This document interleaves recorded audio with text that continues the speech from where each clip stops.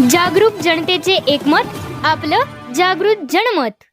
शिरोळच्या नगराध्यक्ष पदाच्या उमेदवार सारिका मानेसह सर्वांना विजयी कराव, भाजपा प्रदेशाध्यक्ष रवींद्र चव्हाण यांचे आवाहन। शिरोळ येथे झालेल्या समर्थ मंगल कार्यालयातील कार्यक्रमात प्रमुख पाहुणे म्हणून बोलताना भाजपा प्रदेशाध्यक्ष रवींद्र चव्हाण यांनी शिरोळकरांना आवाहन केले। तारा राणी मित्रपक्ष व भाजपच्या नगराध्यक्ष पदाच्या उमेदवार सौ सारिका अरविंद माने यांच्यासह सर्व नगरसेवकांना विजयी करण्याचे आवाहन केले। यावेळी प्रदेश उपाध्यक्ष माजी आमदार सुरेश हाळवणकर, खासदार धनंजय महाडिक,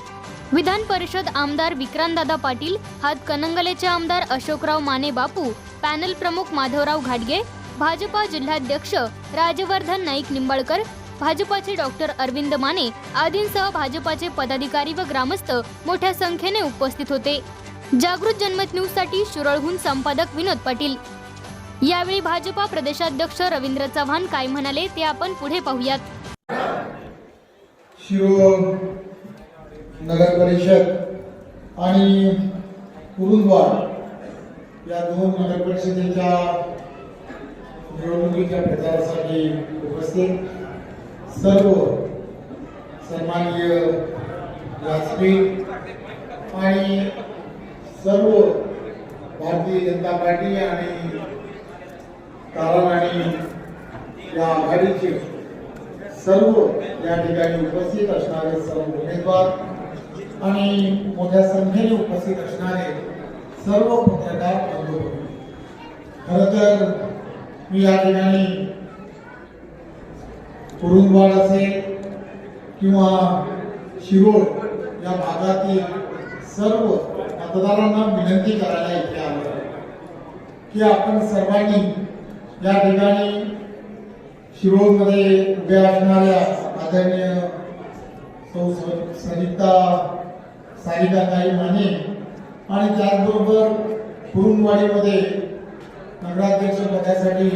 असणाऱ्या ॲडव्होकेट समीरा जोशीताई या दोनही उमेदवारांना प्रचंड बहुमताने आपण विजयी करावं ही विनंती करायला मिळते। खरं तर आपल्याला सर्वांना माहीत आहे की देशाचे पंतप्रधान आदरणीय नरेंद्र मोदीजी आणि महाराष्ट्राचे लोकप्रिय असे मुख्यमंत्री आदरणीय देवेंद्रजींच्या नेतृत्वामध्ये केंद्रामध्ये एनडीएचं सरकार आहे, राज्यामध्ये सुद्धा आदरणीय देवेंद्रजींच्या नेतृत्वातलं अतिशय पारदर्शक असं महायुतीचं सरकार आहे। त्यामुळे एक गोष्ट लक्षात काय घेतली पाहिजे की केंद्रात आणि राज्यात ज्या ताकदीने नरेंद्र मोदीजी असतील किंवा देवेंद्रजी काम करतायत, त्यामुळे आपल्याला सर्वांना ज्या ज्या गोष्टी आवश्यक आहेत,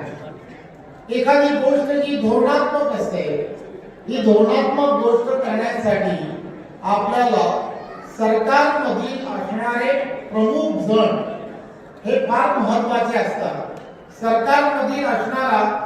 प्रमुख नेता हा महत्त्वाची भूमिका हा निभवत असतो। म्हणजे उदाहरणार्थ दाखल काय तर मी इथे येताना मी 2-3 गोष्टी इथे आवश्यकता कसली आहे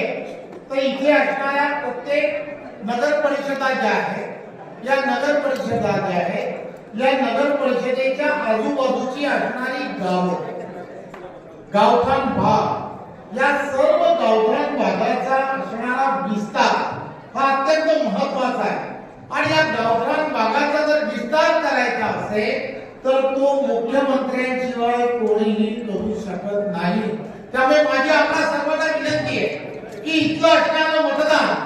हे जर गावठाण वाढीसाठी असेल तर तुम्हाला मतदान हे भारतीय जनता पार्टी आणि तारा राणी आघाडीलाच करायला हवं हे आपण सर्वांनी लक्षात ठेवायचं। त्यामुळे सर्वात महत्त्वाच्या या ज्या गोष्टी आहेत की ज्या तुम्हाला इथल्या असणाऱ्या प्रत्येक नागरी सुविधांच्या संदर्भात म्हटलं, इथल्या असणारा अश्रू जर तयार करायचा असेल तर त्यासाठी लागणारा निधी असेल, या सगळ्या गोष्टी ज्या आहेत या निधी केंद्र आणि राज्याच्या माध्यमातून आपल्याला भरघोस रीतीने देता येतात आणि त्यामुळे एक विचाराचं असणारं सरकार हे कधी गतिमान पद्धतीने आपल्याला त्या ठिकाणी काम करता येतं आणि म्हणून आपल्याला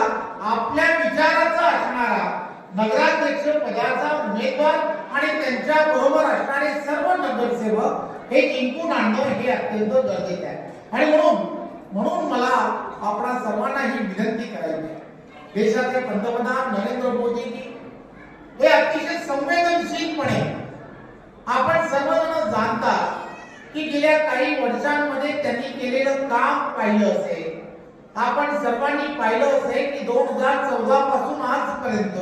ते देशाचे पंतप्रधान म्हणून त्यांनी कामाला सुरुवात केली.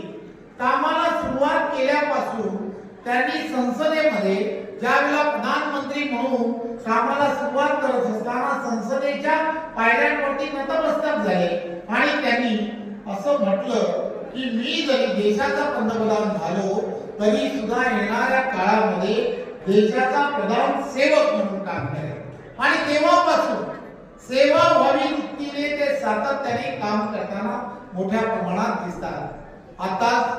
आपल्याला माणिक साहेबांनी सांगितलं, लाडकी बहीण योजनेच्या संदर्भात सांगितलं. आपण सर्वजण या सर्व गोष्टी विचार करत असताना ही गोष्ट लक्षात घेतली पाहिजे की आपण सर्वजण ग्रामीण भागामध्ये काम करणारे शेतकरी आहोत आणि या शेतकऱ्यांना सुद्धा सन्मानाने किसान सन्मान योजना ही पूर्णच्या पूर्ण देशभरामध्ये प्रत्येक शेतकऱ्याला त्यांच्या अकाउंटवरती वर्षामध्ये 6,000 रुपये देण्याचं काम जर कोण करत असेल तर ते भारतीय जनता पार्टीच्या माध्यमातून आदरणीय पंतप्रधान करतायत हे आपण सर्वांनी लक्षात घेतलं.